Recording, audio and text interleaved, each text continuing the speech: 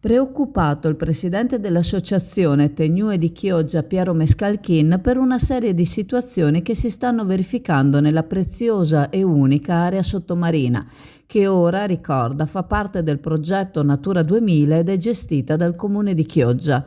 Essendo una ZSC, zona speciale di conservazione, l'area delle Tegnue deve rispondere a un regolamento che lo stesso Mescalchin teme possa essere di ostacolo alla libera fruizione turistica subacquea e quindi rendere difficoltoso l'accesso.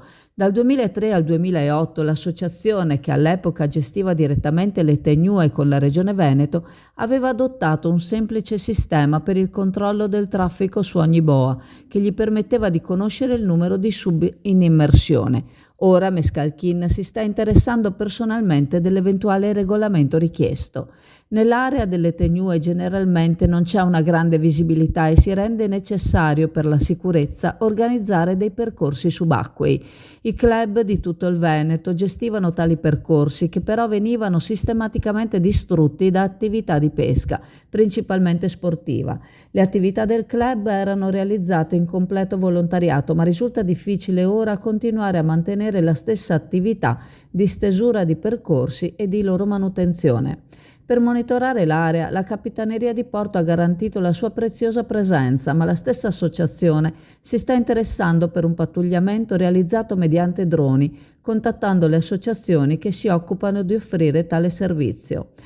Un altro fattore che sta preoccupando Mescalchin è la mostruosa quantità di rifiuti che si sono accumulati sull'area da decenni. Collegandosi alla necessità di riaprire percorsi per i sub, afferma che basterebbe pulire la parte che andrebbero a percorrere i sub, accumulando i rifiuti nei pressi e recuperandoli in un secondo tempo, fermo restando che le azioni di pulizia restano auspicabili. Ricorda Mescalchin l'impegno dell'associazione, che gratuitamente è impegnata per far conoscere questo patrimonio, che Chioggia vorrebbe diventasse patrimonio UNESCO, a club, associazioni e soprattutto a scuole, tenendo lezioni e fornendo materiale didattico. Nell'area colore Silla trovi una vasta gamma di prodotti disponibili, dal colore all'attrezzatura. Spiccano le pitture per interni ed esterni per tutte le esigenze, dalla piccola tinteggiatura al grande cantiere. Il personale specializzato è pronto a dare consulenze e consigli gratuiti e ad effettuare sopralluoghi. Per qualsiasi richiesta ed informazione contattare il responsabile area colore Silla, Claudio Fanton, al telefono 041 26 70 217 o alla mail vernici.chi@silla.it. Silla, filiale di Chioggia, via Brondolo 44.